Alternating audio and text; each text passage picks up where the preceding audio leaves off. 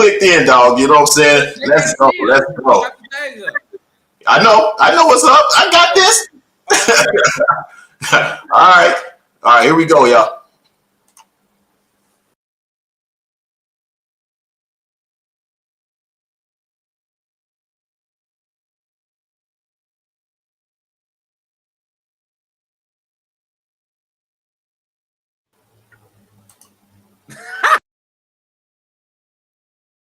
All our illusions will get to parade, and all the reasons start to fade.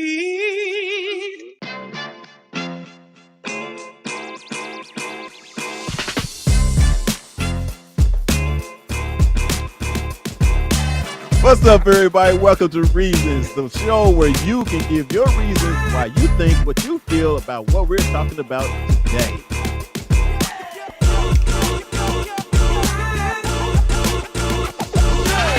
We should know this, man. We say no. Dear brother, how do y'all deal with erectile dysfunction when you're in a relationship? I wouldn't know how to do it unless I had it. And remember, if they're talking about you behind your back, they behind you for a reason. Peace.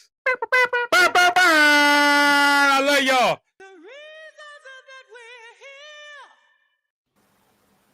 That's right, baby. No more waiting. Wake up, fat boy. It's your boy Fuel in the house. We can't wait no more. You know what I'm saying, at the beginning, man. I'm tired of waiting for y'all. You know what I'm saying? Y'all going to have to get in, miss it, or either going to have to record it and check it out later. That's what's up. Don't come in that fast no more, Fuel. No. We got to. We on the time. Hey, man. Right. Tell this man don't do that shit no more, man. I don't even know what just took place. Look, man, you need to stop being on CPT, man. I'm gonna need you to get right. All right, but we got a great show for you guys today. I'm gonna go ahead and give y'all a lineup. You know what I'm saying? We're gonna be talking about Steve Harvey, of course. We got to go through that and see what happened on that. You know, a little follow update on that. Hear the truth. The truth about him, you know what I'm saying, about what happened and whatever with the rumors that's going on. We're also going to be talking about, have you brought your childhood past trauma to your adult relationship, right? So, you know what I'm saying? So y'all most definitely got to stay here, stay tuned for that. Have you truly committed 100% of yourself to your relationship? All right? And this weekend, Black History, we got my man, Fat Boy, gonna be doing this thing about Quincy Jones. So, you know, stay tuned for all that. And for once in probably how many months? I don't know. But we have a dear sister for y'all. And y'all want to stay tuned for that by the end of the show. So keep watching, because we got a lot of stuff going on. But, you know, for now, it's your boy Fuel in the house. And we got my man, Fat Boy in the building. You already know what type of time I'm on. Yeah, always on delay. I don't know what's up with that. And who else we got? You know, our special guest as usual, man. He's in the house, man. Go introduce yourself. It's just me, Black Lift, Cuzzo from KC. His house. That's what's up. I'm just a guest down here burning up in Texas, baby. That's it. That's what's up. All right, fellas. We're going to get into it, man. I know it was kind of a quick thing today, but I had to try something, man, because our numbers have been going up. I ain't going to lie. But you know what I'm saying, man? I've been getting little, tips here and there or whatever, you know what I'm saying, to try to make us, go a little bit better and smoother. All right? All right. So let's get into the first one, man. Let's talk about, man, Steve Harvey. I'm sure you guys have heard already the whole thing about him and Marjorie being supposed rumors of them being going to get a divorce and all this type of thing, whatever, So let me just throw this picture up real quick. Y'all see him. Anyway, the rumors that they've been, going to be divorced or whatever. First of all, I want to hear real quick, because I just did a snippet earlier this week or whatever about it. What do you guys even think about that real quick? I mean, okay, so was the cheating confirmed or not confirmed? Then I can give you my response. No, it was not confirmed. Okay, so then I don't even want to entertain it.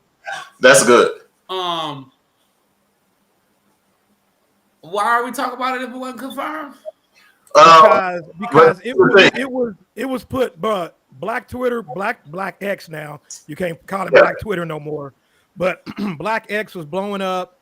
They had all kinds of stuff on Rap Sheet, on every piece of Black media out there, except TMZ didn't have it. And to me, if TMZ don't got it, It ain't real. I'm not falling for it. But it was everywhere else, man. Everybody was saying that she had cheated on him with the chef, right? The bodyguard and the chef. Yeah. Who's the same person? Yeah. The bodyguard is the chef? Yeah. He's the chef and a bodyguard. Chef and a bodyguard. I'm like, that's a bad man. He can cook and Right. But anyway, man, for those that was out there and wasn't following the news to find out whether it was true or not or whatever, I basically posted something where you hear it straight from the horse's mouth. You know what I mean? As to what went on. And I'm actually going to give you guys an article that basically, I can't remember which news people it was. But anyway, Steve said before he started, he said in the footage from an event on TikTok, him and Margie is fine. I don't know what y'all doing, but find something else to do, cause we fine. Lord have mercy. I sure wish I could cuss though. Sometimes you just want to respond, but I ain't got no time for rumors and gossip, he said. Right, and that's straight from the horse's mouth, right? So it's crazy how these things go, where people are really quick to mess up a good relationship, and even if it is true and it has its problems, whatever, until you really hear it from the horse's mouth, really, you know what I'm saying, and has real facts, whatever, is when you should be reporting that type of thing, or whatever. I agree. Well, Marjorie actually, she addressed it on an Instagram post as well.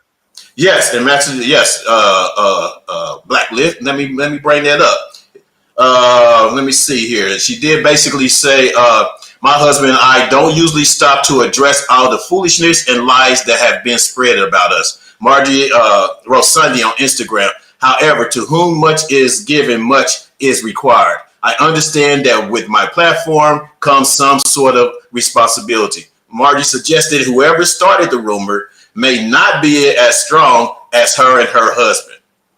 Facts. Okay. You know what I mean? Okay, So, can I ask something? Go ahead. Oh, yeah. Can I ask something? Mm-hmm. Where did the rumor come from? Do we know it? We just don't know where that comes I from. don't know who started it, but there was something about her ex-husband, that was actually being interviewed on something on social media. I don't want to give the wrong name or whatever, but her ex-husband was proclaiming how he was how Margie, her characteristics is that she was a liar, cheater, and all this type of stuff. She cheated. Obviously, that's what I heard too. They both cheaters, though. I heard. So yeah. Excuse me, I'm loud. My thing about it is this.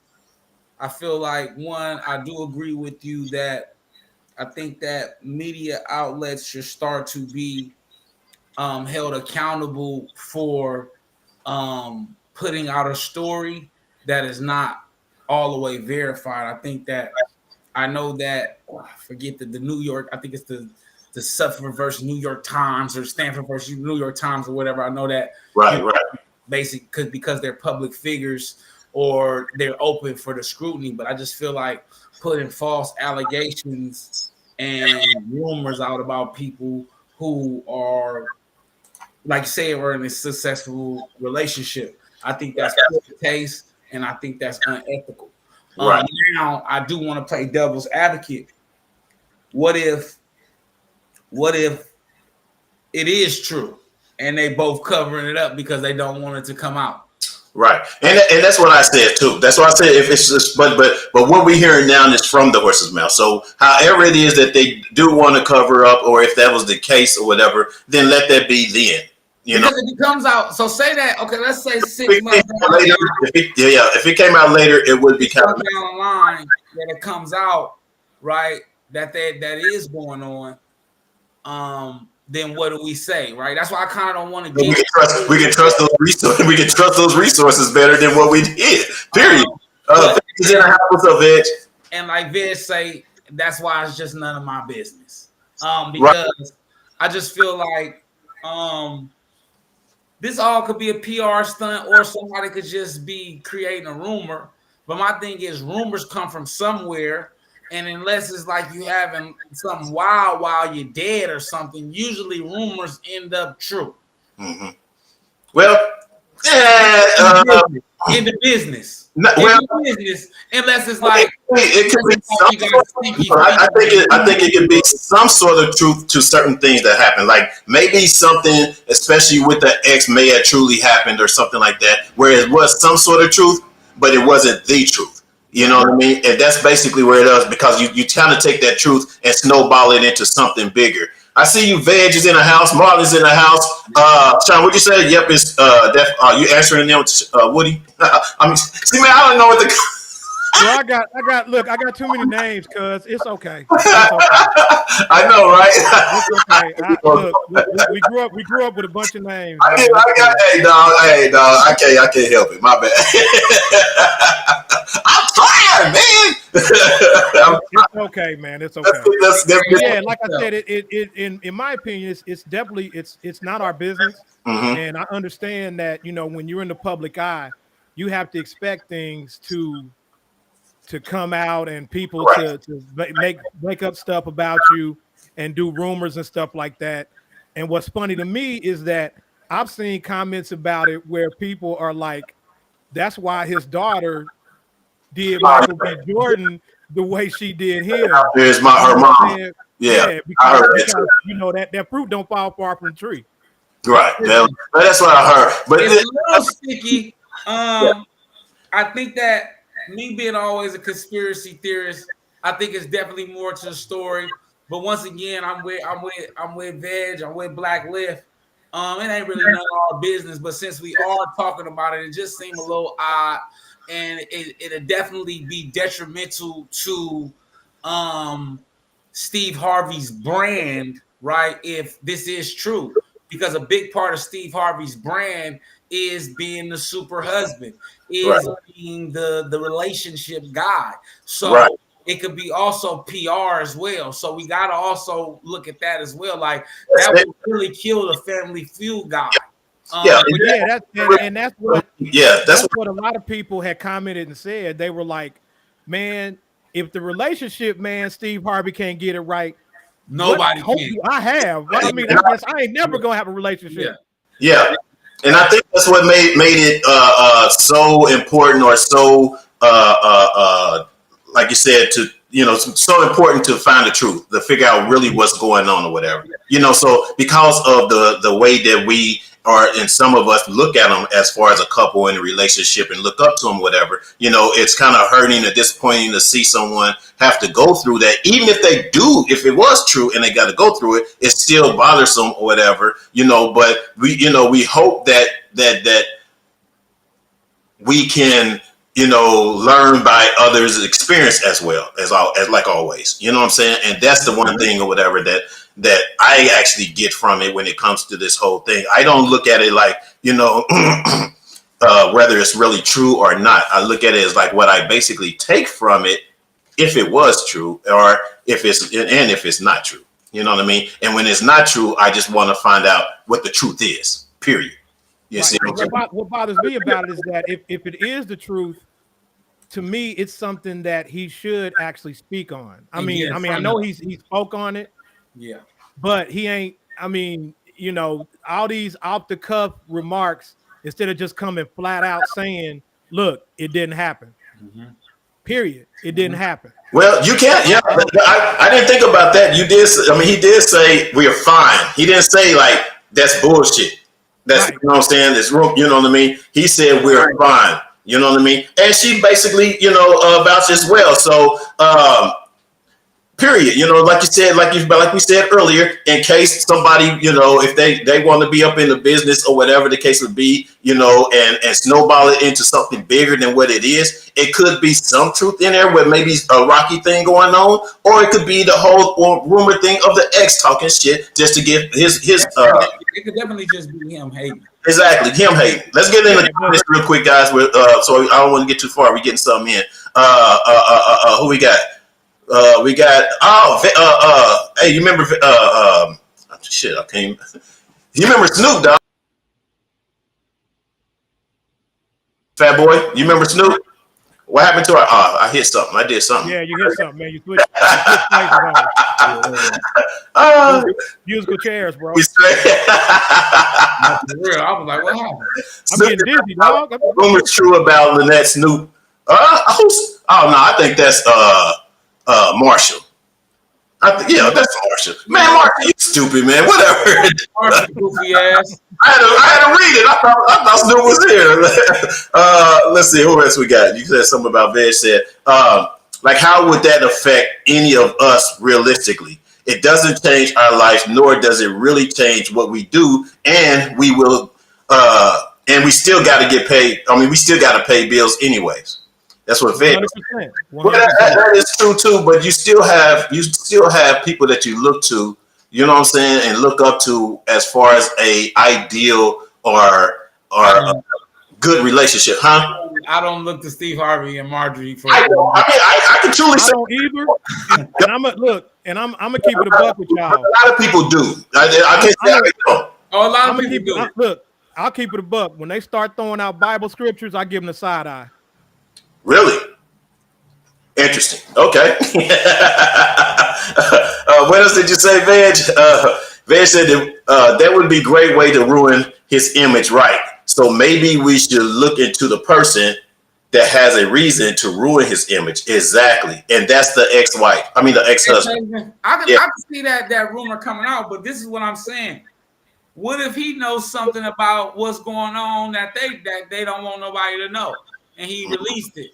And because he don't have no real credit, I'm just playing devil's advocate. I really don't care. No, it makes sense. I'm just saying because the way that they both released statements almost simultaneously, even though y'all read them separately, it just still sounds like it was all PR. I swear to you. Well, I mean, both things put in. No. It was. Let me take that back. I don't know for sure about the TikTok or tweet or whatever from Marjorie, but I have the sound bite of actually Steve Harvey saying those things I just read to y'all. Okay. So that's what I'm saying. That's why I say I heard it straight from the horse's mouth. Not from Marjorie, but I did from Harvey. You know what I'm saying? So because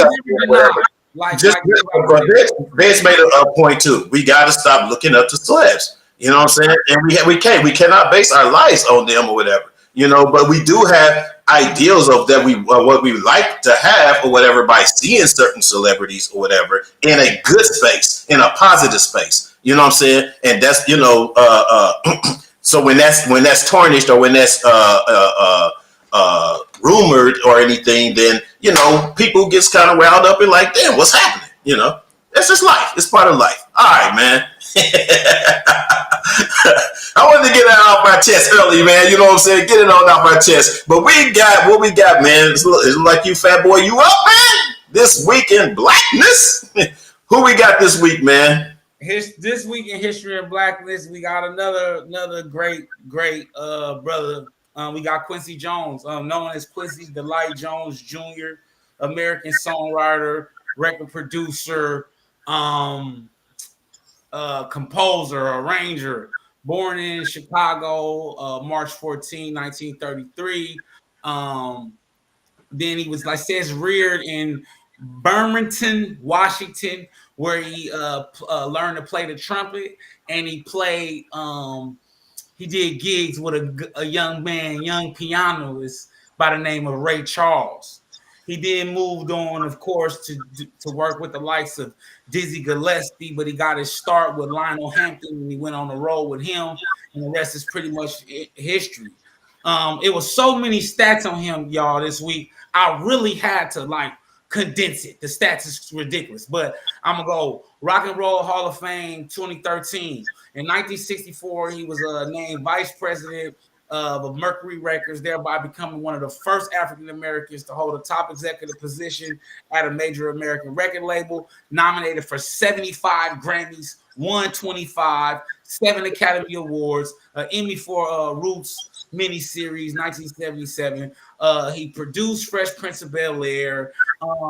He's most notably known for the Thriller album. He did the soundtrack for The Heat of the Night. The man is everywhere. I was going to say. Go ahead. The man is everywhere. Like when I say Quincy Jones raised everybody on here. You like something that Quincy Jones did in the house. I can go on. It was so much stuff, y'all, that I knew I could not read everything. So go check out Quincy Jones, man. One of the greatest to ever do it. Studied in Paris, France, under a great composer. Man, Quincy Jones, dude, is that dude, man. I didn't even know he helped produce The Color Purple. Oh yeah. You watch a lot of these movies, you'll see his name in there as either producer. The Wiz. I mean, just he everywhere, man. He everywhere. I mean, he probably, I would say, out of all of the people we've done, I really want to know. Oh, he known for sex trafficking. That's crazy. We ain't gonna do that. Well, you know what? And it's funny when she said it. I never heard that. You know, that could be. Huh? That threw me all the way off. Right. Hold on. I gotta do a disclaimer for History and Blackness. Yeah. History and Blackness is not highlighting the things that they do in their personal lives and their criminal activities, okay?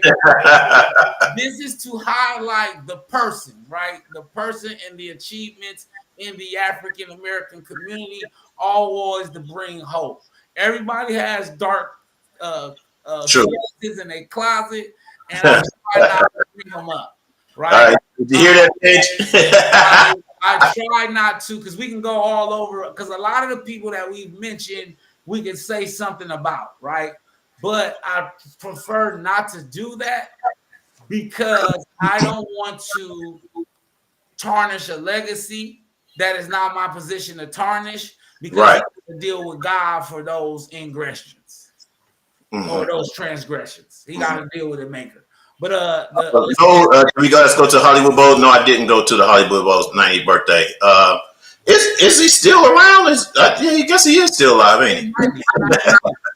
You know, people get so old, you be thinking like, are they still here? I mean, he just turned 90, like you said. He just turned 90. Yeah.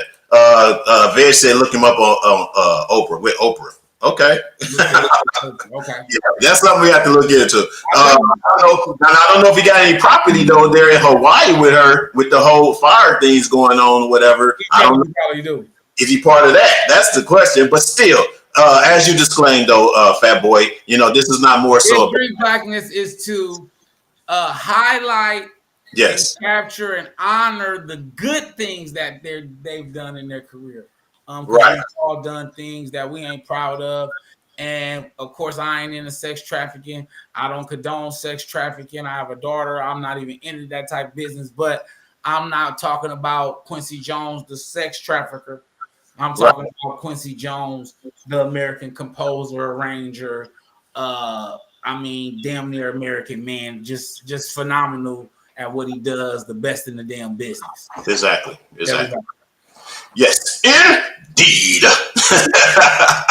Did I do that? I'm tapping things on my daggone. Man, if you don't keep your fingers off them buttons.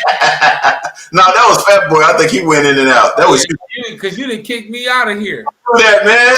Silly. No, he trying to move you out, man. I didn't do that. Trying to move me out. I did not do that. I don't know what y'all talking about. Yeah, true. But yeah, no. It's so I just feel like, but shout out to Quincy Jones, 90. I looked at the damn thing. No, this was so crazy. He's won a Grammy damn near every decade. Mm-hmm. He got a Grammy for every decade. I didn't even know where the fuck he gets 7 Academy Awards from. I don't know, but did he find them? Like Quincy got so many damn awards. He just got a mysterious Emmy for Roots miniseries. Like, what you doing, bro? Hey, what you doing on right. Like, you got so much spare time that you got a Emmy for a miniseries. Right. I'm a little late. Who's that? Rob. Rob is in the house. What's up, Rob? That's why I don't trust celebs. That's what Veg is saying. That's why she don't trust celebs, because of their, I guess, criminal activities. There's I don't know, but anywho, all right, man. All right, man. Let's go. Let's get into it. Let's go. All right. So this next topic, you guys, have you brought your childhood past? Have you brought your childhood past into your adult relationship? Have you ever brought your childhood past into your adult relationship? Let's see who I want to start with that. What, Fat Boy? Oh, you gonna throw me on the you know what? I want to start to say this, man. Whoever coming up with these titles, man, they doing a really, really good job at this stuff, man. No, that was me. That was all me. That one right there was all me. I have to take credit for that one. He stays stealing my ideas. You see this man? Hey, but no, look. That was actually you, dog. That was you. No, absolutely. I do think, and that was actually why I brought it up. Anyway, go ahead.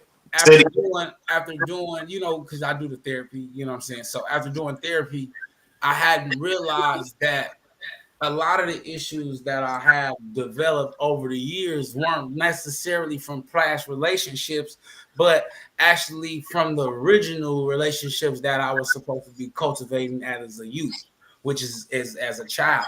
So a lot of them come from childhood, stemming from the abandonment, stemming from my mom not always being there, necessary sort, or just the certain things that I deal with that I brought with me into the relationship unconsciously, right? Because I didn't even know these things were an issue. I truly didn't even know that they were really affecting and bothering me with dealing with, you know, maybe my pops not being there at some points of time in my life and how that hardened me. You know what I'm saying? Maybe told out, you just whatever as a kid that you told, oh, you gonna be all right, or you a kid, it don't really matter. It did matter, and it affects you when you move on, because once you start to get in these situations where you are triggering certain emotions stemmed from childhood, stemmed from you know, like your past traumas, and you don't know that this is a trigger for you, so you react to your spouse in which the way you would want to, as if you did when you was a defenseless kid. So yeah. What about you, Woody? I mean, Black. All right. My bad, man. My bad. So I'm a piggyback off of what Fat Boy said, and what Rob Jackson said. We all do to an extent, because when you're a child, all of your relationships are going to be structured based on what you were brought up around. Come on. So for me personally, one thing that I know is that, so I was pretty much raised by a single mom, and I'll keep it a buck. You already know, man, my dad was a hoe, man, period. Right. My dad, when he died, I had like 4 sisters show up at his funeral.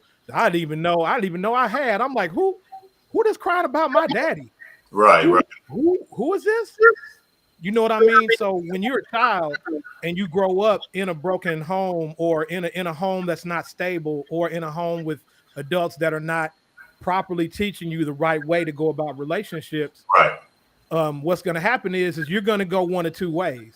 So like with my father, and I talked to my current wife about this. With my father, I was going to go one of two ways. I was going to be exactly like my dad and just be a hoe and run around and cheat and do whatever, or I was going to do my best to be the exact opposite. Right. Now, what happened to me is I tried to be the exact opposite. Now, that can also cause trauma because then you end up staying in relationships that you should get out of, but because you don't want to be Want to be like like your your dad. central Come on figure, now. exactly. Come on Because now. you don't want nobody calling you, man, you just like your daddy. Mhm. Blah, blah, blah. You feel what I'm saying? So that I carried that trauma through, and I stayed 29 years in the marriage that I probably should have got out at about 10, maybe 12. You know what I'm saying? When do you think you like caught yourself though doing those things, or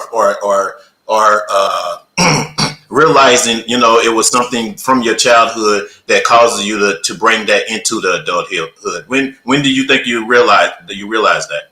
I pretty much knew that from jump Hmm. because my thing is that I really did not. I look, we all have to face facts.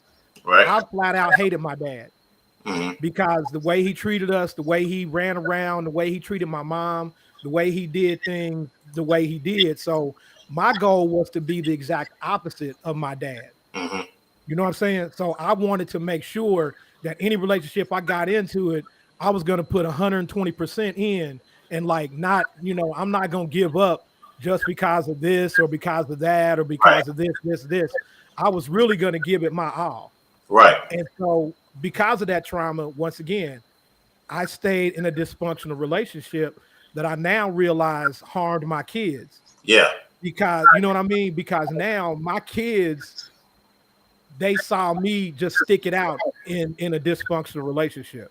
Yeah. Yeah. You took a lot. Man, you More, don't even. more than what I know daggone well that I would have taken. I wouldn't, I mean, Yeah. I just, yeah, as you can see, that's why I haven't been in a in a long marriage. 'Cause hey, if it ain't right, it ain't right. You know what I'm Yeah. saying?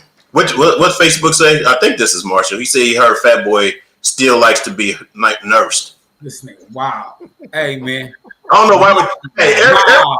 every other week or so, we get somebody crazy, and that's. I was gonna say only by your woman, Marshall, but I'm a married man. Hey, Marlon said I totally agree with Fat Boy on that. For real, for real. Yes, sir. Yes, sir.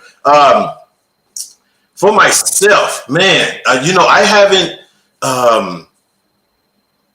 I'm trying to think if I actually brought any drama. My mom passed when I was 12. So it's and I was raised by my aunt. So some of the traits and things that I've seen were either by my uncles growing up or my aunts, and of course my grandmother is the one that raised me. So I guess I never really thought about it as you know what I'm saying, something that happened as a young person.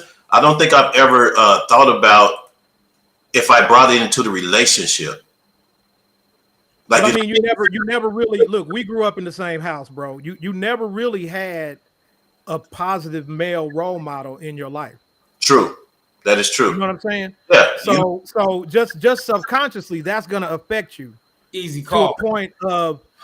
Well, you know what? And I understand. I get what you're saying with that Blackness, but with my grandmother, and Mama, know that she was very, religious, and and with that Christianity, it kind of brought a lot of balance of what I had to look for positive, things in my life as far as structure, a positive outlook, a positive career, and stuff like that, or whatever. You know what I mean? So that kind of like what helped me, to get over the fact that my mom wasn't around anymore. You know what I'm saying? Right. I didn't know my dad until we was 30-something years old. You know what I'm saying? Right. So it's kind of like, I didn't have that, like you said, that role model. I never had that role model, but I have God to me, and Christianity to me, to the point where I believe in the strength of myself and those that are around me that are actually really on a positive, manner as well. So, I think that's, but it is a true fact though. I never had that growing up, and I don't know if I've ever implied that into any relationship that I've had. You know what I'm saying? Because I try to be positive in any relationship. You know what I'm saying? But I've never. I'm gonna take it back a little bit. because I have gotten to a point where I'm not as patient. I wasn't as patient as I used to be. I mean, I'm not as what I'm trying to say. I'm more patient now than what I used to be. Mm-hmm. You know what I'm saying? It's kind of like as a kid, I wanted stuff bam, bam, bam, bam, bam. When I got older, it's kind of like I've learned on my own what it takes to get here, what it takes to get there, what it takes to, having the shows like this or whatever, learning the whole mental aspect of things that you have to heal and grow. You know what I mean? So that's kind of like, where I've been with it, when it comes to that, when it comes to something like that and bringing it into a relationship, because I kind of know, you kind of know the right and the wrong, but you just never know if that's the thing that's going on with you sometimes up until it's done and you're trying to go forward, with someone else, anything else? You guys got anything else? If not, I got, where did it go? I had something here, y'all. Hold up. I had a whole little thing going on here. Where'd it go? Huh? I would say that you haven't noticed that you've brought it with you because you haven't addressed it. I think that when you start to address a young man who lost his mother at 12, right? When you start to address a young man that didn't meet his father to a certain age, no matter if you had a certain level of balance of Christianity, there are still some traumas of abandonment. There's still some traumas of having to have it a certain way because of the things that you witnessed as a child. And I think that what we do is we kind of slide over that, right? That in itself, right, disturbs your connection with the woman because you lost a huge emotional bond at a young age. Yeah. You get what I'm saying? Like the biggest emotional bond that you could ever develop with someone was cut short early. So that also has an issue with when you deal with relationships, it can have an issue with why it's easy for you to disconnect, right? Because it's like shit. The real emotional bond I've ever had, that was gone at such a little short time. And once again, those adolescent relationships that we develop, those are the ones that are our true identities. Those are the ones that make us who we are. Those are the ones, the reason why we are the way that we are.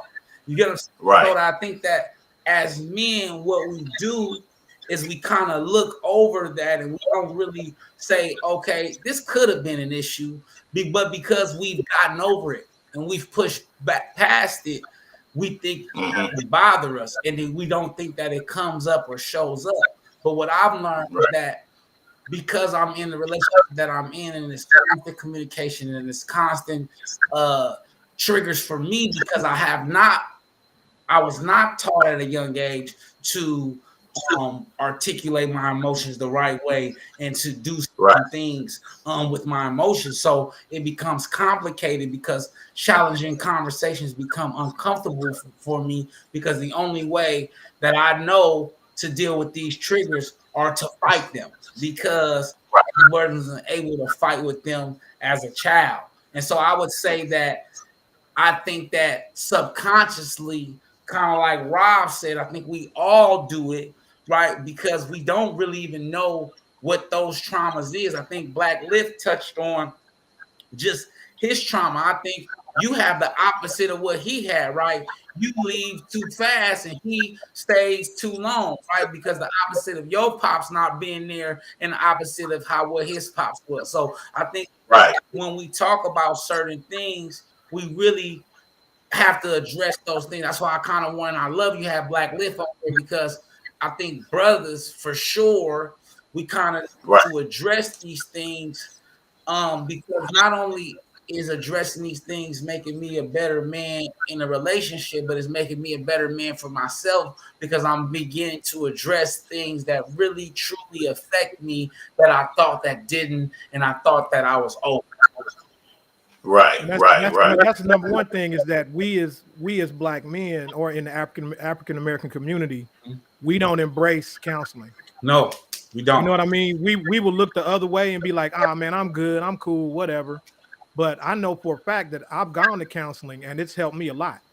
And Right. being able to talk through things and talk about things, it makes you discover those childhood traumas that you never even knew that you had. They do. But like True. I said, I knew for a fact.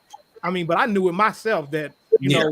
I wanted a family, Mm-hmm. and I wanted to take care of my family. I wanted to raise my family. I didn't want to have stepdad, stepmama, blase, Right. this, Right. that, the other. You know what I mean? So unfortunately, like I said, I stayed in a relationship that I should have got out of. Yeah. You But fall harder than you probably I should. stayed longer than I could, But once again, now that my kids are in their 30s and they older, they've come to me and told me, man, we knew y'all was messed up from jump. You know what I'm saying? It's like, Yeah. and I kind of think that we would have been better off had y'all gone y'all separate ways, because Yeah. we would have had two healthy people raising us as to one dysfunctional ass couple that's raising us. Yeah. Right. And that's very mature, but obviously you had to teach them something, or they had to learn that from Yeah, they gotta somewhere, learn right? it though. You know what I'm Yeah. saying? They had to learn it, to recognize that they had to learn it from somewhere. And but the only thing is like you said is or like they said is they probably should have said something sooner. Mhm. You know what I mean? They probably should have said something, but they look at you guys as the adults. So they feel like that you know what you're doing. You know what you're talking about. You know how to handle this or get through it or whatever. So yeah. But kids and teenagers, when they get to a certain point, they can see what's going on. Of course. You know what I mean? Yeah. And so they when they start picking up those vibes, that's when it comes to the point where it's like, okay, yeah, y'all probably need to go on ahead and go, y'all. You know what I'm saying? Go. Right. Because now y'all, Oh yeah. it's to the point where now we messing them up. Oh, yeah, especially if it comes to like a shout match or not talking to each other in one room, the other one in the other room. You know what I'm saying? It's kind of like that can really, and that could be childhood trauma for for your now kids. You know what I mean? You're making childhood trauma somebody else as they come up. You know what I mean? Mhm. So yeah. So let's get in the comments, and then what I want to do is actually give some tips as to what to do. Which I basically, of course, I had to look it up because I'm not really all that professional. I am not a professional, but still. Hey, you could have had my wife on here. I told you my wife's a mental health professional. Oh, Yeah, you still try. all right, yeah, we definitely need that. Yeah. We gonna get her next time then. You know what I'm saying? We gonna get her next time. Let's go with the comments. I swear we will. I sure will. Yes. Bro, Are you thinking what? I said that. You told me it's on and popping. It's gonna be on. You know what I mean? I'm trying to get there. All right. Marlon said, "Go ahead, fat boy. I'll let you go ahead." Said, sometimes you react a certain way because you just want to be heard, obviously. And now that you're an adult, you feel like everyone is going to see me or hear me, one or the other. And I agree. Hey, bro, I think that you said it probably the best. That's it. I think that's my biggest argument because all of those. I think against your parents, you so defenseless, or against your elders, you so defenseless. And now that you have a voice, you're going to violently, almost, right? You're going to violently approach and defend yourself, defend your honor, defend your pride, defend your feelings, defend that, all of that, your sadness, your happiness, whatever. You're going to defend it almost to the death because of those days. You couldn't. I almost think of the great saying, a coward dies 1,000 deaths. And I think that when you are a young man or a young child, when you're taken advantage of, whether it's not physically, whether it's emotionally, and not given that space where you're kind of constantly taking little small deaths, or you're taking little small deaths of cowardice, right? And so, or doses of cowardice, and as you get older, you like, I'm not taking that anymore, and you lash out at your spouse, at the world, and at yourself, and you don't know why you feel these ways. And I think that when we start, because I know when I start to address it, now I can kind of compose it. Sometimes I can't handle it because it's so much at some time, but now I can kind of channel it and say, okay, this is affecting you because of that. And you can't take it out on them like that. Now, does it change that person did trigger you? No, it does not change that person triggered you. But what it does is it allows you to handle that trigger a different way.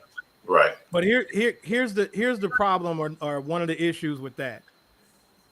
As you get older, when you become an adult, okay, one of the things that I used to do and that I know is that what you have to learn is that because of that trauma of you wanting to be heard, now that you're an adult and you're having adult conversations, you need to listen to understand and not listen to respond. That's my problem. That's the problem. Everybody has that problem when you're older.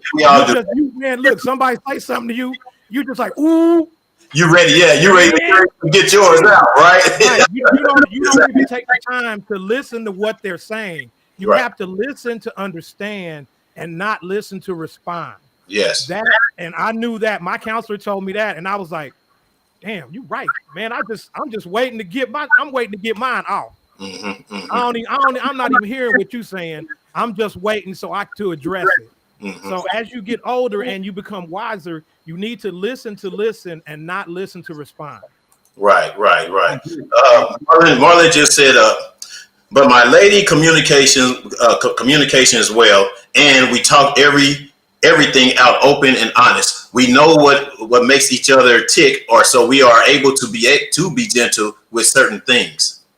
So you're able to be gentle with certain things, but you have to be gentle. What's keeping you from being gentle to everything? You know what I mean? And that's the part that you have to figure out or whatever too. Is kind of like what is it ticking you, or where does the communication break down to where you're not having that gentle conversation. You know what I mean? I don't think that's what he meant though.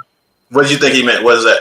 I think what he meant was it's kind of a thing where when you have a conversation with somebody, when you have a conversation with somebody, you have to be gentle, because when somebody is vulnerable enough to tell you something, you have to make sure that you don't use that against them.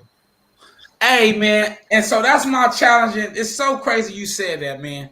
That is probably my most challenging thing right now is dealing with everybody is not going to respond to your vulnerability like you think that they should. Right. And I think that Black Lift, man, you said something powerful. That the issue is with that Black Lift is that everybody doesn't understand that approach, right? Sure. Everybody can't be gentle with your vulnerability because they don't necessarily know how. We kind of had an episode over it. It's kind of, as my girl says, kind of a sympathy versus empathy. And I think vulnerability always deserves empathy. You know what I'm saying? Every time, no matter how you feel at the moment, I feel. And I think that with me, what happens with my communication and what happens as we go forward, because this is a great segment to the our other topic, is once I give you that vulnerability, you respond to it, not the wrong way, right? But a way that I'm not necessarily prepared for, or that I don't agree with, or that I wasn't necessarily looking for. And not shutting down, because I felt like Black Lift said, and like Marlon said, I feel like there's certain topics or certain things that you can handle with kid gloves, that you should approach gentle. But what I'm learning is the only person that I control, this is probably the most challenging thing, like I started off with, is the only thing I could really control is myself, right? Right. Once I give her the vulnerability, it no matter if they or she responds the wrong way, what I did was I helped myself, because I allowed myself to learn how to articulate and communicate my emotions through my vulnerability, right? And now now I'm also learning how to control my reaction to a person who doesn't truly understand my vulnerability or didn't respond to my vulnerability like I necessarily like them to. Do I freak out and react crazy, or do I be humble and say, okay, she's or they are entitled to their own opinion? Now, everything I'm saying is damn sure better, easier said than done, right? But that is basically the approach and the thought process. But I definitely had to address that because Black Lift, you said, I think too as well. But that's not always the case. No, and I think that's what we deal with in relationships. Yeah. And he said also, yes, sir, Uncle Black Live. That's exactly what I was trying to say. That's what's up. All right. So real quick before we, that's the comments. Just going to go through a few things, and we basically have touched on it already. Certain things to do if you are in, have that situation, which most of us have. Like Marlon said, most of us has been through it. But one of the things is that to accept the support. Foremost, get past drama is to want to heal and be willing to accept the help and support. It might turns out that much of your healing journey occurs alone, or might involve a lot of community support or individual therapy. Whichever route it's going to take naturally, you'll have to be the best of recovering well if you are in the space of accepting the support. So that's basically, one of the things that you can do, definitely do or whatever to get through. The other thing is connecting with others, say for instance, like we're talking like now, what I'm saying? Connecting with others or whatever, talking to them, whether or not they attend a support group or around Healing It will help you connect with other people. You don't need to center your drama with the group, and you don't even necessarily need to talk to other people about your trauma if it doesn't feel like the right move for you. You know what I mean? So it's just kind of like being conscious of what, who you talk to and what you talk about with those people. You know what I'm saying? It says exercise, physical movement is good, to help, healing as well. Exercise and physical movements also provide your body with much needed feel-good chemicals like, I cannot pronounce the word, endorphins. Oh, yeah, I said it right. Endorphins. Yeah. Anyway, where did that college degree go from? And also practice self-care. There's a lot of more that basically that we can go real quick. Avoid recreational substance. That helps. Taking breaks. That helps. Practice mindful or meditation, and that helps. So if you guys want to, read more on there, I basically put that on verywellminded.com, and they'll give you those steps or whatever, those things that you can use to help you get through trauma. All right, or heal from trauma. All right, man. All right, let's move on. Shoot, what we got? Fellas, I want to say that that's a great segment. I think that brothers need more conversations like that. Exactly. For real. And we will. I think that amongst each other, if we start making it, normalizing it, I think a lot of brothers will get a lot of help, especially the brothers I know, especially the brothers that's been through the streets, man. There's so much trauma out there that they dealing with that they're not addressing because we've been taught we got it. You know what I'm saying? So right. This is definitely important. And holding it in a lot longer than we need to. And through talking about relationships and being a better man for the woman, you become a better man for yourself. So shout out to that, man. Shout out to you fellas for that great segment. Mm-hmm. Very That's good. what's Thank up. You, thank you. I don't have my buttons today. All right. So this next segment, you guys, it's about having been committed 100% to your relationship. All right, 100% to your relationship. And what I'm gonna do, I'm gonna play this video, and for you guys out there that are watching, I know y'all not, it's no volume on here. You just want to see the actions. You can tell what those actions is and see if you actually been through that or someone that has, and we're gonna comment on it. Why you laughing, fat boy? I'm doing so crazy. Hey, play the clip, man. This man crazy. Hey, get your cousin, man. All right, here we go. Yeah, I don't know, man. Just play the clip. Play the clip. Here we go. Let's go.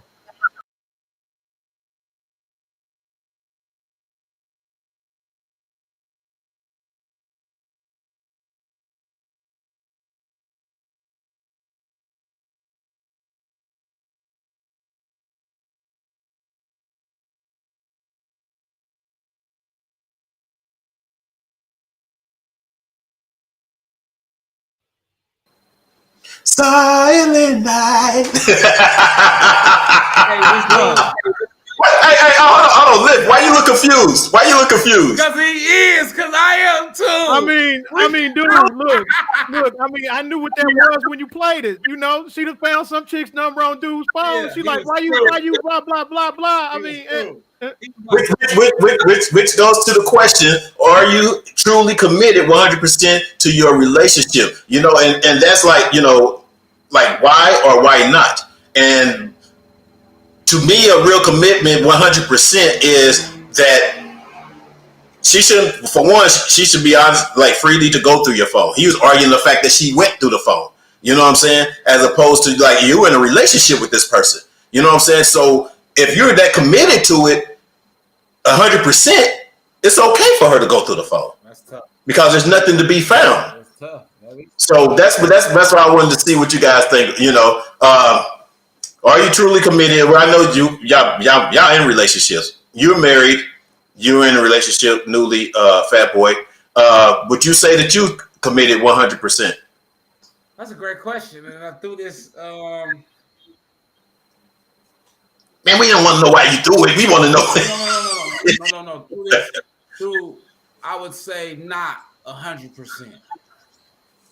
And why not? Not like far as like the commitment in far as the personal thing, but just emotionally, and things like that. I think that there's some things that I have to address and check as well, because we kind of check or work on, which I am working on. But I think we kind of addressed it earlier, and that's why I said it's a perfect segment. I think that one of my big issues is dealing with how to move past.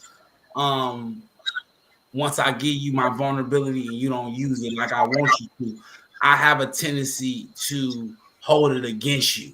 Right? I have a tendency to kind of like, you fucked up once, you ain't gonna fuck me again. And so every time you do it, I kind of build up a wall. I haven't noticed it until lately, right? And lately I kind of established it.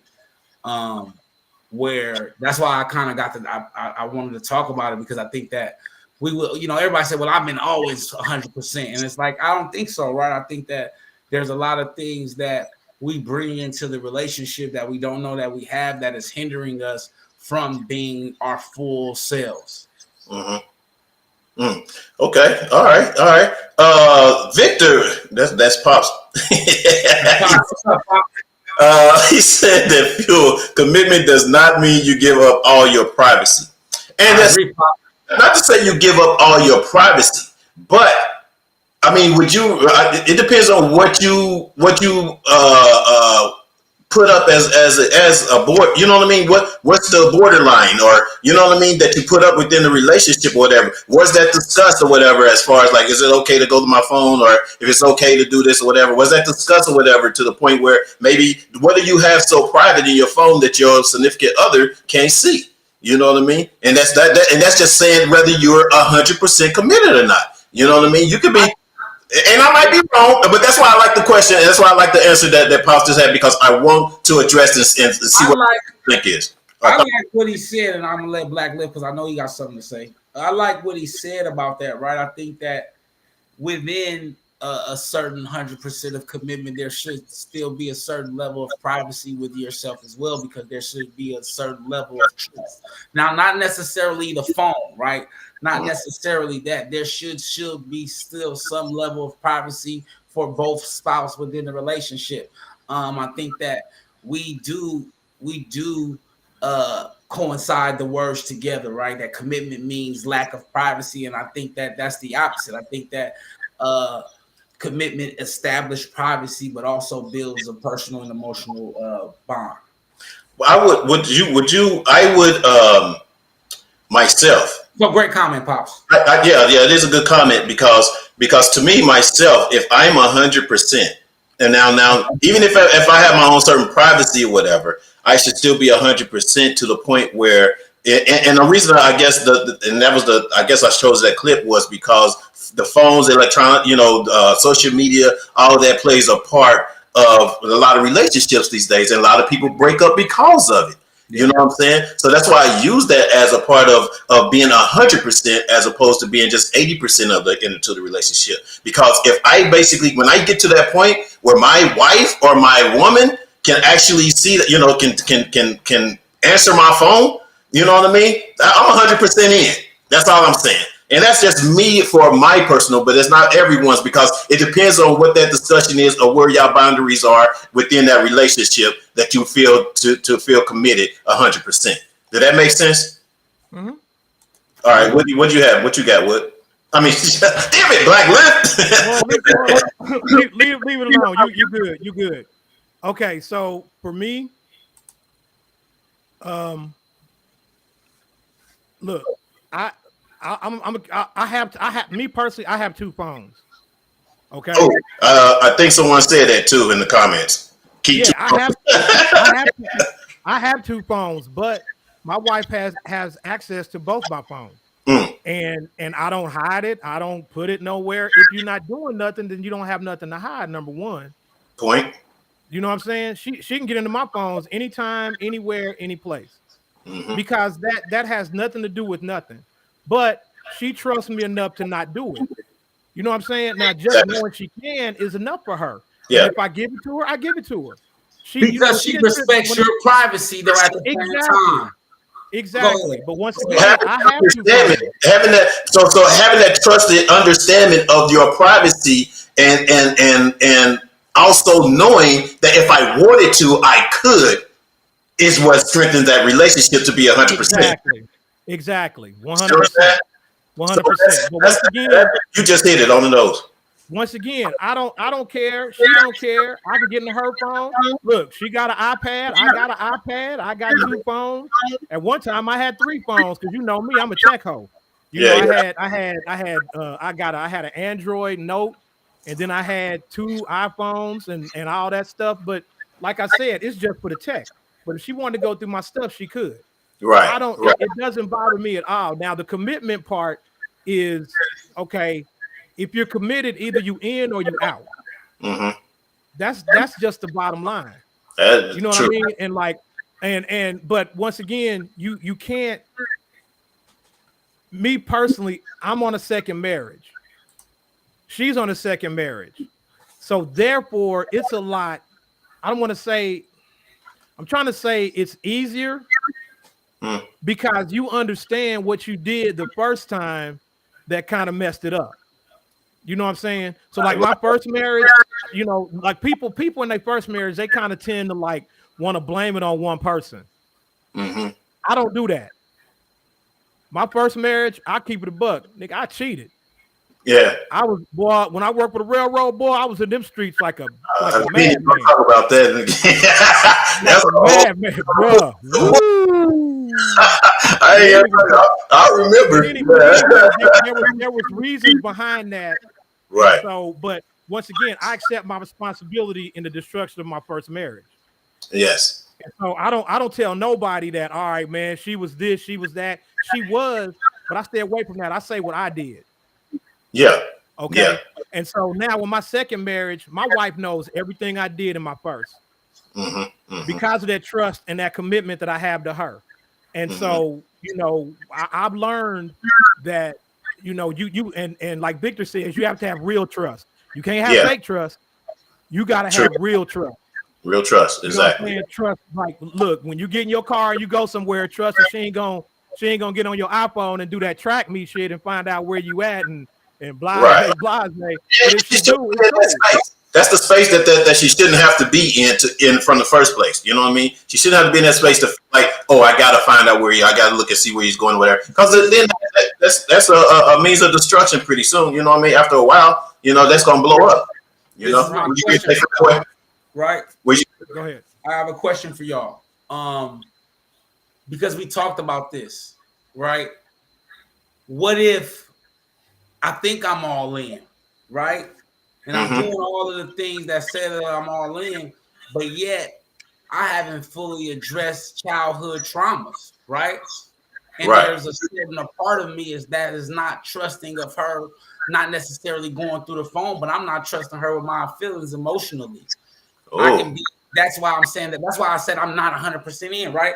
Because I'm not really trusting of her. And so because of my past traumas and because of the childhood things that I went through, I'm still having issues of learning to trust. So there is an issue with that side of the commitment, right? Right? Would that be safe to say? Okay, but the thing is that as long as you're telling her that and you're being open and honest with her about that, that's what needs to happen. Because if it gets to a point where and I've told my wife this, if I ever get to the point where I feel like I want to cheat, I'm gonna be man enough to leave the relationship. Yeah. You know what I'm saying? It's Because I don't want to go like that. Yeah, it's a difference from it being known as opposed to just holding it in and she's trying to figure it out. Yeah. You know what I'm saying? But if it's being known, this is where you at, and you having that, and that's the thing. To be honest with you, dog, it's a strong relationship you have if you're communicating with her like that. Exactly. Hey, but listen, brothers, and you on your second marriage, until I met my girl, bro, I had never realized that I've never communicated with anyone properly. Like, a personal, but your brother, your partner, like, you know, what I'm saying? Because it's only a few people in the world you even trust with certain levels of vulnerability. And Fuel, in your case, you lost one of them early, and that's your mama. You know what I'm saying? There's only like a few people you trust with those levels of vulnerabilities. Yeah. And once I realized that I didn't even know how to communicate my emotions. You feel what I'm saying? Like that shit is real. And it's easier said than done that, okay, I'm communicating, I'll give you my vulnerability. You respond to my vulnerability like I'm not expected. If I don't even know, if I hadn't took therapy and I ain't been taking therapy, I was responding wild as shit. Right. Like just being honest, like I was going literally off the record, and still times I still do it because not understanding that this is connected to something else. You know what I'm saying? And so I always want to continue to addressing that. Even with that, we don't even know we don't know how to communicate until we actually communicating with somebody that is a communicator, if that makes any sense. Because a lot of people and a lot of women we deal with or in relationships we deal with, you ain't really communicating. You really having sex, bro. Yeah. Let's keep this shit 1,000. You really not communicating, you're having sex. And I think that this is the first real relationship that I had to where we actually talk. You know what I'm saying? And That's what I said. But the communication is not as easy as we try to say that it is, because you don't have the tools because people don't understand that just because you're talking does not mean you're communicating. Come on now. You are just spitting words out of your mouth. You mentioned tools. The tools. You are not communicating just because you're talking. And exactly.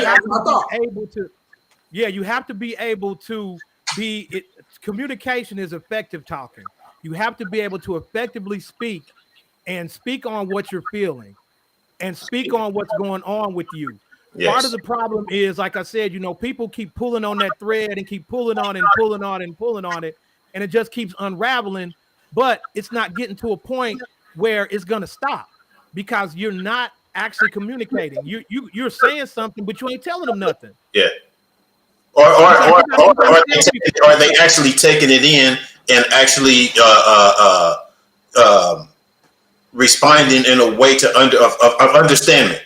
You know what I mean? It's kind of like, are you taking this in and understanding to the point where, for one, this is where you know you're not communicating. You got to talk about the same thing over and over again. You know what I mean? Then obviously there's somebody's not connected. The wires is not getting. What you gonna say, Sean? But there's also got to be a point that when you communicate with someone and you talk to somebody, right? The problem that a lot of people have is that, once again, it goes back to what I said before. You're listening to respond. You're not listening to hear. So if somebody, like, there are times where my wife will say something to me and I legit just don't say nothing because I'm trying to take it in. Because you have to soak it in, bro. You know what I'm saying? Yeah. You have to understand it. Delve for understanding, not just to respond. Exactly. You know what I mean? And so I'll just sit there and I'll be like, okay, all right, let me, don't let me just jump out with a quick response. Let me think about what you said. And then come back with a thoughtful response. Right. You know what I'm saying? Something that you actually took time to think about. Man, you just said it. A thoughtful response. A thoughtful response. It means think about it before you respond about it. Yes, indeed. Go off the fly off the handle. Because I think a lot of that goes to Marlon said it, you said it. Because you so used to not being heard, you just trying to get out of there. So it's like a starter. You trying to get how you feel out so fast that I think that what you're not also understanding is there's no way you could properly articulate your emotions anyway that fast. So you exactly take time. That's why you have to think about it. That you need Stop trying to get it off. You just want to get it off. But because you haven't listened to this though, right? We go back to what we're saying, because you haven't addressed the childhood trauma of that, right? You not even noticing it, right? And I'm probably noticing it more now talking to y'all about it, right? Because I'm in my mind playing out situations like, oh shit, I could have did it there. Exactly. I could have did it there, right? Because you're not really noticing it because you're trying to protect. And like I told my therapist, I never really realized that there is a little boy still living in me. And I think that a lot of times we just try to protect the little boy that's in us. And he fighting. And he's a fighting little motherfucker. He's not having it. You know what I'm saying? And I think that like Black Lips says, when you as you get wisdom and you grow older, you start to understand that, okay, I'm not even going to give my best response if I react fast. So I think the best thing I should do is listen to understand so I can properly take this in, process this, and then properly respond to it. But once again, like I said, when I'm fuzzy up here and I get steamy, pause, all of that shit jump out the window, y'all. And it'd be hard to do. But I think that what I'm learning is to start just to be more mindful of it. Say, hey, hold on, calm down. This don't deserve a response like right now. Just let me digest it. Let me process it. And then maybe not say anything right away. Maybe say something later on. Say, hey, that kind of way you said that kind of affected me in these ways, but I did hear you and I acknowledge that you said 1, 2, 3, and 4 things. Right. And that's what it comes down to. You need to kind of hit them with, okay, out of respect, let's revisit this in about 30 minutes. Or an hour. You know what I'm saying? I want you to understand that I'm hearing what you're saying. Okay. Yeah. And I want to give you the respect of giving you a thoughtful response to what you're saying instead of me being mad or just throwing something out the chamber. You know what I'm saying? I want to respect you and give you a proper response. Can we do that? And I think, that's going to strengthen any relationship. It's going to make it better. And it's going to allow you to get a bit more. Yeah. I don't know. I'm gonna have to do something with that thoughtful response, man. Because that's almost everything. Having a thoughtful response, man. So hashtag thoughtful response. Damn it. That's what's up, man. Hey, for one, too, actually, I'm gonna read this comment real quick, and then we're gonna go to the next segment as well. Where'd it go? Thanks, appreciate that, Marlon, man. The three of y'all need to be a permanent group like the Breakfast Club. Y'all compliment each other. I agree. Yep, until I end up with a relationship with a girl. I'm the single one. He's the married one, and he's the one in a relationship. Until I get gonna be all that. Then the policy is gonna be off. Yeah. The best of everything with us right now. That's what's that's what's up. Hey man, so in case you guys haven't been, or have been missing it, we have a dear sister. It's a dear brother, dear sister today, but it's towards the sisters. It's a dear sister. Of course, we can't say who it is. Some of y'all might know, but some of you not. So anyway, they're anonymous, and I'm gonna play the clip and see what you guys think. Let me know what you guys think about this question that she has. Where'd it go? Here we go. Dear sister, why is it that women have the urge to stick by a woman who is wrong, calling it sisterhood, even though that woman is wrong? All the facts show that they're wrong, but you still stick by her side. Why is that? Let me get it one more time. Dear sister, why is it that women have the urge to stick by a woman who is wrong, calling it sisterhood, even though that woman is wrong? All the facts show that they're wrong, but you still stick by her side. Why is that? Okay, all right. So let me see. What do you guys think about that? Oh man, I'm pushing the wrong button too, y'all. Sorry about that. Get that picture off the screen, man. All right, go ahead. Wait. Well, I don't even like answering the dear sisters because they always eat us up for that shit. Exactly. That's what I'm saying. I'm not a woman. How am I supposed to answer that? But I would say that I will always say that I just feel like women stick together anyway. I think that men need to practice that shit sometimes. I think that men be the first motherfucker to think he's so much better than the next man that they don't practice that same solidarity. Like, I disagree that you should be practicing that. You know what I mean? I disagree as well, but because I mean the whole point is if somebody not necessarily the wrong, right? I'm not saying necessarily wrong. I'm talking about the level of woman solidarity. I think that is become so across the board that it really don't matter if she's wrong or right. It's just that women stick together, and I think that that's the thing, though. It should matter, though. Absolutely, I agree. Whatever the conversation, whatever the topic may be, that person is wrong about or whatever, that could be detrimental to their lives. Detrimental to their lives because what they're now you're giving bad advice or condoling some bad advice to this person that can mess her up for however long. So for instance, if you got a group of sisters, right, and it's a relationship topic, and she's doing something wrong in that relationship, but instead of you letting her know, but hey, and being that real sister and say, hey, no, that's wrong, but yet you're backing her, knowing that she's wrong. That's not a good look for a relationship. Period. I mean, I agree. I'm just saying that women have grew out because I can't say too much, but I just feel like women have established a certain level of solidarity. It's a great question. I don't condone it, but they have. Yes. Say that across the board because they practice this level of solidarity. It just don't matter the right or wrong. I don't think it's a morality thing with them. I think it's just a woman power shit. Honestly, I think it's just women stick together. Black women rock. Women rock.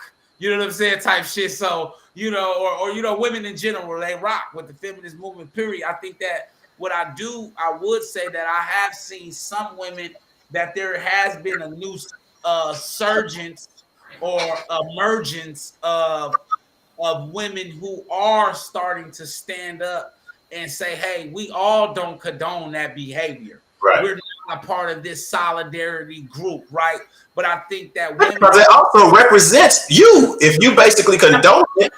Absolutely it does. That's why when I said I wish that men develop that level of solidarity, I wasn't talking about the bullshit because I ain't condoning no goofy shit my damn self. But Right. what I mean by is that level of no matter what you do, I'm with you. You know what I'm saying? I think that with men, nigga, you out of there, you out of there. You know what I'm saying? With us, you it's a very thin line you can play. With women, you could be in the deep, murky waters, and they gonna find a way to protect you. And I just feel like that level of solidarity, you can't argue with that, man. That's just the level. Yeah. Okay. So say that it's a group. It's a group of fellas, right?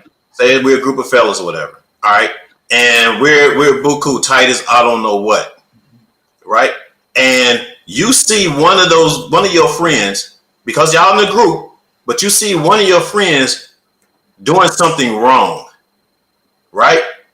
Instead of saying, dude, that's wrong, you need to correct it or whatever, you're saying that I should be able to support still what you're doing or be down with what you're doing even though you're wrong. I'm saying that because that's the question that she asked. I'm saying that what women do or what I've seen them do is Yeah. I've seen them show a level of solidarity in the front and then check each other in the background. I'm saying that you don't let your friend do no wild shit, but then you don't expose them either, right? You correct. Okay. I get that part. Yeah.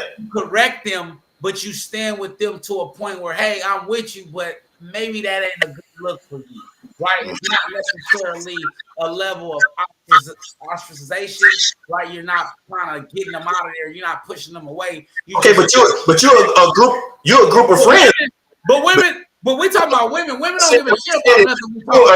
No, what I'm saying is a group of friends, right? If you're a group of friends, but if you're a group of friends, that means that you're a friend with the others or whatever that's within that group or whatever. So you should be honest enough to be able to open up and say the truth or whatever that you just said, like you just put it or whatever. I agree. I'm just saying that. But they don't do that. So the question is why? With women at the time, it's just not. They're not thinking of it like that, right? I think it's just a pure across the line. I'm sticking with the woman because I've talked to women about some shit, and very rarely do I get a woman like that is fucked up. She was out of pocket. Right when they want to say she out of pocket, trying to give you like a little story, like it's kind of exclamation. Well, like she's out of pocket. Asterisk on why she did it, and she didn't really mean it that way. And you should understand it. With fellas, we gonna be like, bro, you was wrong, and you was wrong because of these things. She gonna be like, girl, you was wrong, but he do be on some broke shit. You feel what I'm saying? Like, that's how, so it's like it's this level of I'm gonna say something, but I'm still gonna condone your bullshit. They ain't giving a fuck. Okay. I'm going to truly say for you guys that's out there listening, and that actually happened in with male groups too. So to the caller, that basically happens with male as groups too, because we have, and I can say we have been guilty of backing each other when we know that they're wrong about something. I definitely condone. Especially when we got a friend that's a player. We know he's a player. We know it's wrong, but we still hanging with him like he's my boy. You know what I'm saying? And to whoever he's playing on or with, we're pretty much probably silent about it because that's my boy. You know what I mean? But when I tell my boy, hey, I can tell my boy, I can say, hey, nigga, you wrong, you fucked up, that's blah blah blah, but you still gonna be my boy. That's the same thing, right? Is that not the okay, same thing? but to that. Okay, so to that, wait on you, Black. Go ahead. So to that caller, there's a lot of things missing from that call. Mm-hmm. There needs to be some kind of context. Okay. So are we talking about women to women, women dealing with men, black women dealing with men, white women dealing with men? You know what I'm saying? There's a lot of missing context in that call. No. Okay. She said a group of women. Okay, no, I get it. But are we talking? But in what context? Are we talking about with dealing with men? Are we talking about with dealing with other women? What are we talking about? But beyond that, okay. So from what I understand about that call, it comes down to these days in the past. black women see themselves as the most disrespected group of people in this country. True. Okay. So therefore, some of them are going to stick together, even though it is bullshit. Mm. Because they feel like, okay, I'm getting disrespected over here. The last thing I'm gonna do is disrespect my sister. Mm. Okay, I like that. You see what I'm saying? Is it disrespecting your sister to let them know how wrong they are, or back, or back in their lives, or true? It's not. But I've seen it too many times where, even though a black woman is wrong, other black women will come and be like, "Oh, black man, why are you gonna try to jump on this sister because blah blah blah?" You know what I'm saying? Even though it is wrong. Mm-hmm. I mean, I get that you a sister, but sister, you wrong. Yeah. I mean, but the first thing they say is, black man, the first thing y'all do is down y'all black sister and blah blah blah. So they don't want that to happen. That kind of, you know what? That gives context of basically what I was saying. That's where it comes from. That's where it comes from. I never looked at it like that, but absolutely, that's where it comes from. Okay, but that's the answer to our The shit's so quiet. It's like it's an unspoken rule. Like they just do it, but that's where it comes from. I get it. I think that's where it is, because it's. I've seen it. I could tell, bro. I done told my mama the wildest shit about like a baby mama and my mama come back with what I like to call a woman response, and a response that only a woman will respond about another woman. Yep. She's not thinking of me as her son. She's thinking of a woman in solidarity. Yes. And especially a black woman, because it's just like, if I see another story about a chick that got 2 kids and the daddy ain't the daddy to none of them. Yeah, that's out of pocket. You know what I'm saying? But the first thing I want to say is, well, you stepped up, black man. Go on ahead and take care of them kids. What the fuck? What? No, for real. For real. Hey, no, for real. Miss me with that bullshit. What? Yeah, Victor said, real friends always going to tell you what you need to hear, not what you want to hear. I don't agree. Real friends should tell you what you need to hear. They should tell you what you need to hear. That's what a real friend would do, because when you tell them just what they want to hear. Well, that's what Victor said. He gonna tell you what you need to hear. Oh, that's what he said. Oh, okay, my bad. Come on now, flip that. Yeah, do that, Vic. All right, my bad, Vic. My bad. Don't get me, dog. Don't come at me.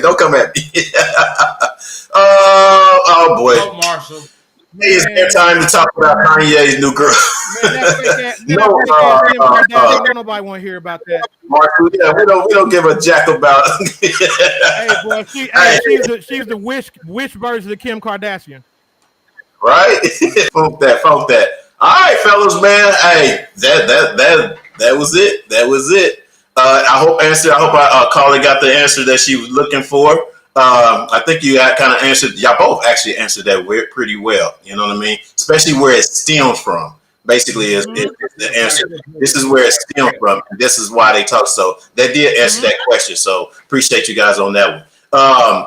So once again, man, another great show. We appreciate you guys tapping in. Continue to hit that subscribe button in YouTube and follow us on Facebook as well. And if you see our TikToks and all that on Instagram, hit up, follow us, man. We're blowing up now. It shows we're getting better and better. You know what I'm saying? Like you said, man, and black man, you might have to be a permanent fix in this bad boy, man. So. You know, our people's we're balanced. I don't have a job, dude. I ain't got no time. You gotta know all that. You don't care. He said he's free. I know, right? I'm just saying, you know what I mean? Don't be out calling me talking about, man, dog, I was taking a nap. I just woke up, bro. All right, I just woke up, man. Wow, man. You know, but no, set your alarm, dog. It's on and popping. This has been a great show. I appreciate you guys. What you got, Fat Boy? Oh, man. Awesome show. Once again, shout out to Blackness for coming and just giving us some game, man. I thank you for just showing up and always bringing that, that great wisdom.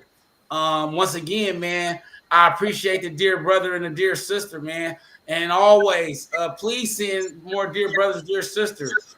You can get them fired up broadcasting at gmail.com. just titled it "Dear Brother, Dear Sister." And it can't be no more than a minute. It could be a video or audio clip, and we're gonna talk about it on the show. Me and Black Live and Fuel. We're gonna show our ass out here, man. We waiting on y'all. You know that's one of my favorite segments. Before History and Blackness, that was my favorite segment of the show. So get back to that. Once again, I want to thank all y'all, man, for showing up, man. Another great comments was crazy. Even Marshall crazy ass in the comments.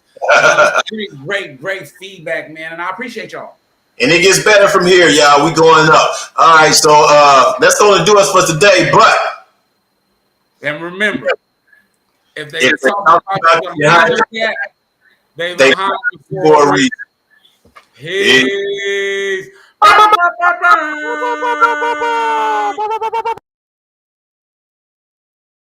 our illusions will get the parade, and all the reasons start to fade.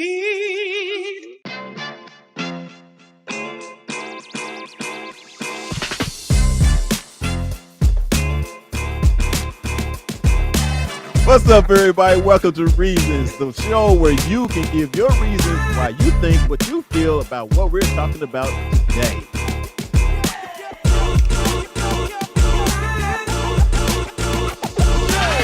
We should know this, man. We say no. Dear Brotha, how do y'all deal with erectile dysfunction when you're in a relationship? I wouldn't know how to do it unless I had it. And remember, if they're talking about you behind your back, they behind you for a reason. Peace.